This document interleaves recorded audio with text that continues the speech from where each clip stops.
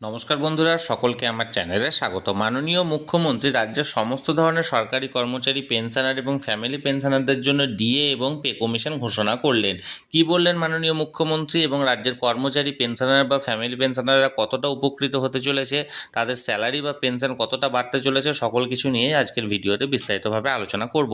ভিডিওটি ডিএ এবং pay commission সংক্রান্ত অত্যন্ত গুরুত্বপূর্ণ, তাই প্রথম থেকে শেষ পর্যন্ত অবশ্যই ধৈর্য সহকারে দেখবেন এবং ভালো লেগে থাকলে অবশ্যই একটি লাইক করবেন এবং সকলের সঙ্গে শেয়ার করবেন।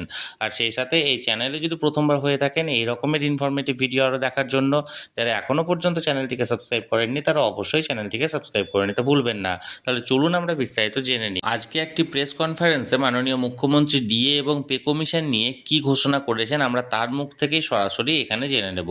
তাহলে চলুন আমরা মাননীয় মুখ্যমন্ত্রীর মুখ থেকে সরাসরি জেনে নিই তিনি রাজ্য সরকারি কর্মচারী এবং পেনশনারদের জন্য কি কি ঘোষণা করেছেন। সম্পূর্ণ এক বছরের পরিকল্পনা আগামী 22শে জুন রাজ্য বাজেটে রাখছি।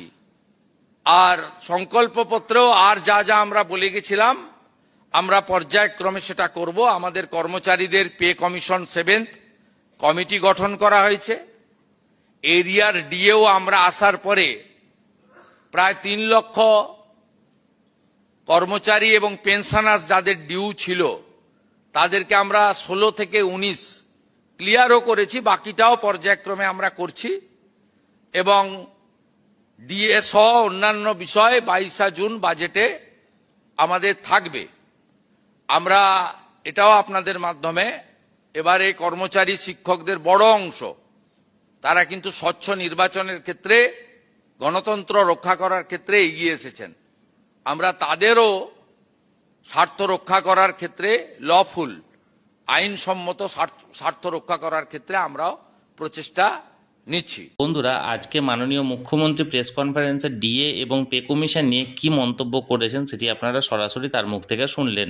অর্থাৎ আজকে যে বকেয়া 42% ডিআরএস অ্যালাউন্স ছিল, সেই ডিআরএস অ্যালাউন্সের একটি বড় পোর্শন আগামী 22শে জুন যে রাজ্য বাজেট পেশ হতে চলেছে সেই রাজ্য বাজেটে এখানে ঘোষণা করা হতে পারে এবং সেই নিয়ে একটা সাসপেন্স রাখা হয়েছে যে এখনও পর্যন্ত তিনি ক্লিয়ারলি বলেননি। এবং এর পাশাপাশি তিনি বলেছেন যে পে কমিশনের কমিটি গঠন করা হয়েছে এবং খুব শীঘ্রই অর্থাৎ 27শে জানুয়ারি থেকে পে কমিশন লাগু করা হবে, অর্থাৎ 7ম বেতন কমিশন লাগু করা হবে। এবং এর পাশাপাশি যেটা বকেয়া ডিএ এরিয়ার যে পেমেন্টের বিষয়টা, সুপ্রিম কোর্টের নির্দেশ মতো বকেয়া ডিএ এরিয়ার পেমেন্ট নিয়ে তিনি বলেছেন যে আপাতত 3 লক্ষ সরকারি কর্মচারী এবং পেনশনারদেরকে ছাড়া হয়েছে এবং বাকিদেরও খুব শীঘ্রই ছাড়া হবে। তাহলে বন্ধুরা, আগামী 22শে জুন রাজ্য বাজেটে 6ষ্ঠ বেতন কমিশনের অন্তর্গত 42% ডিআরএস অ্যালাউন্সের মধ্যে একটি বড় পোর্শন রাজ্যের কর্মচারী এবং পেনশনারদের জন্য ডিএ ঘোষণা করা হতে পারে, এই মতো একটি প্রত্যাশা এখানে রাখা হচ্ছে। এর পাশাপাশি পে কমিশনের কমিটি গঠন করা হয়েছে, যেটিও আপনারা মাননীয় মুখ্যমন্ত্রীর মুখ থেকে শুনলেন। আপনাদের এই বিষয়ে যদি কোনো রকম কোনো প্রশ্ন থাকে বা কিছু বলার থাকে অবশ্যই কমেন্ট করুন। আর এই ভিডিওটি ভালো লেগে থাকলে অবশ্যই একটি লাইক করুন এবং সকলের সঙ্গে শেয়ার করুন। আর সেই সাথে এই চ্যানেলে যদি প্রথমবার হয়ে থাকেন এই রকমের ইনফরমেটিভ ভিডিও আরও দেখার জন্য, যারা এখনও পর্যন্ত চ্যানেলটিকে সাবস্ক্রাইব করেননি তারা অবশ্যই চ্যানেলটিকে সাবস্ক্রাইব করে রাখুন। ধন্যবাদ, দেখা হচ্ছে পরের ভিডিওতে।